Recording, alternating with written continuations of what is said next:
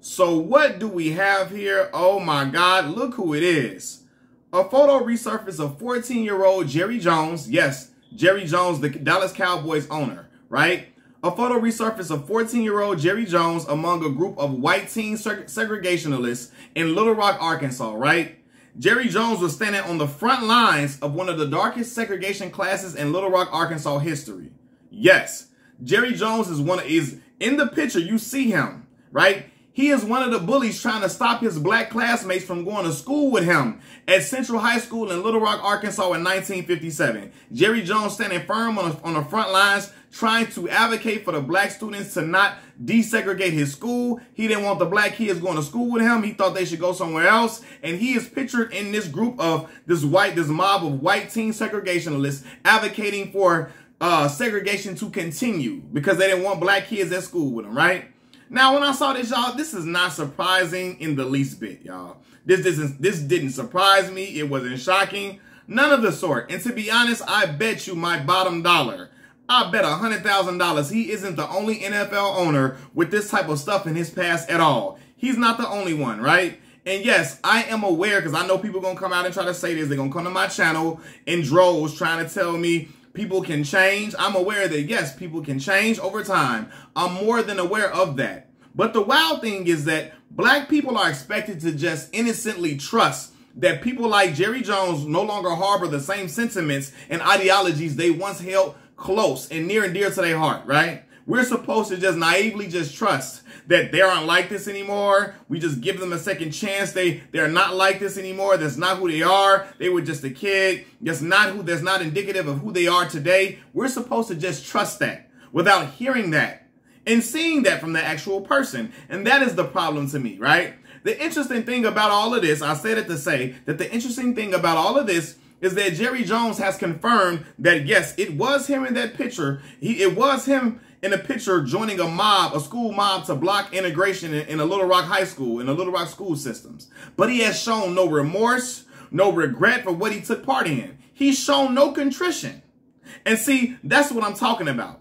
That makes it even crazier that black people are just supposed to assume and believe that Jerry Jones is a different man today. He's not the same guy. He's grown. He's not the same guy that he once was when he was 14 years old. We should just trust that. After this man did not apologize for being in that picture, he hasn't shown any contrition, no remorse, none of the sort. But we're supposed to believe that he's not like that anymore. He's an advocate of change now, so on and so forth. Why? Because he hires black players on his team? Because he signs black athletes? Correct me if I'm wrong. Black athletes dominate the sport of the National Football League. They do. So, of course, he's going to sign black players because it helps his team to win. Those black athletes he hired are exceptional athletes who can help his team win, which in turn make his pockets fatter. So he's not doing black people any favor by signing them. Any other smart owner would sign these other black players as well because they know that these black players are great players. And it bodes well for them to be on their team so they can make a run to the Super Bowl or rack up wins and make their franchise more wealthy in general. So he ain't doing black folks no favor by signing these black players. Even the ones with a checkered past that he gives an opportunity to. Jerry only signing guys with checkered past that are great players. And he's only doing it, like I just said, because they give him a higher chance of winning football games. They are exceptional. They exceed the standard when it comes to being on the field. And he wants top quality guys on the field so he can put out a product that will sell well to his fan base. That's it. He only trying to care about his bottom dollar with that. So don't give me that, oh, he gave this player that had a triple pass an opportunity. Yeah, he gave him an opportunity because he knew having him on the team would help make his pockets fatter at the end of the day. That's all it's about, man. And this is the thing. I don't know for sure. We don't know. Jerry may not have changed his ways at all. We don't know. This is the thing about it. He may not have changed his ways. He may just have gotten quiet about his sentiments about certain things because it could possibly ruin his money. And and we could possibly find out that Jerry Jones's world is ruled by money. So when your world is ruled by money, some guys don't change their sentiments. They just get quiet about it because they don't want to get in trouble.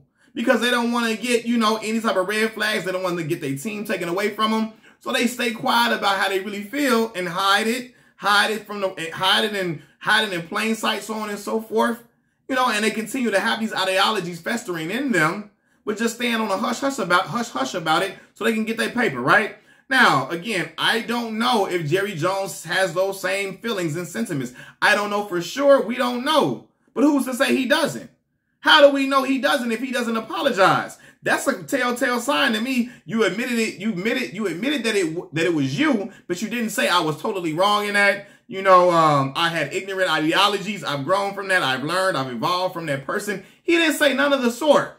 And you know, when people are old, they get real stubborn. They become, you know, ornery. They just say what they don't care what they say. They don't care nothing about nothing. They really tell you the truth when they up in age, unless they're old and senile. And Jerry Jones does not strike me as an old and senile man. He's on these talk shows talking very eloquently. I mean, he seems to have all his faculties. He's up in good shape, in good spirits, and his mind is intact. So he sat in there and he admitted it was him, but he didn't come out and apologize for it. I'll be waiting and see if an apology comes out, you know, in the next day or two. If not, it lets me know everything I want to know about Jerry Jones. But it's the simple fact that he acknowledged it was him and didn't apologize, it let me know something in the first place, right? After seeing this pic of Jerry Jones, Dallas Cowboys owner, I can certainly understand why he was so against his players choosing to kneel during the national anthem protest against police brutality, right? When Colin Kaepernick started the national anthem protest, you know, to protest police brutality against unarmed black people, right? When he started that, Jerry Jones was like, oh my God, no, y'all don't, he was telling his players, threatening them. Like, basically, if they were to do that, they're not going to be on his team no more, right? Threatening his players, saying, if you go kneel and be in support of Colin Kaepernick and kneel during the national anthem, you won't be on my team, until eventually he caved in, you know, when the president was threatening to stop his money, telling people to stop watching the games, you know, because until those son of a bitchs, you know, unless those son of bitchs stop watching the games. And he had a lot of he had a lot of people in America around. Had them rallying behind him. And Jerry Jones said, wait a minute, man. Shoot, hold on. Donald Trump gonna stop my money. Well, let me go out here on the field and hold hands with my players and kneel. Jerry Jones didn't get no damn about that protest. He only kneeled because he was threatened by Donald Trump telling the American public, to not watch football if they're gonna continue to kneel. That's what happened, man. Cut it out, man. And this is the thing, man. Like I said before, a lot of these owners probably have something like this in their past, which is why the hiring of black head coaches in the NFL is so low. Jerry Jones ain't hired no black head coach since he been an owner of the Dallas Cowboys. I ain't even heard him consider no black head coaches for real, strongly consider these black head coaches. So, you know, when I see this from Jerry Jones, and when I see this in Jerry Jones's past, I know it's in the past of other NFL owners as well. You know, it may not come out. It may come out sooner than later. But I'm sure stuff like this is in some of their past as well, which is why they're not hiring these highly qualified highly qualified black coaches to be the head coaches of their football teams. So it doesn't shock me when it doesn't shock me that the numbers of NFL head coaches, black NFL head coaches, are low when you see stuff like this in one of the owners' past. I'm sure it's a lot of this going on amongst other owners too, you know? But you know what's crazy though? I think Jerry should have some stipulations. He should be subjected to some stipulations if he wants to continue to own the Dallas Cowboys football team. One, Jerry Jones should meet with black community leaders and activists to discuss his prior actions and apologize to the black American public, right? He should donate some money to some small HBCUs across the country. Yes, not the major HBCUs that everybody donates to. He should donate his bread and all that wealth, you know, that wealth he's accumulated. You know, he should donate a nice amount of that to some of these small HBCUs throughout America, right? He should go through some sensitivity training.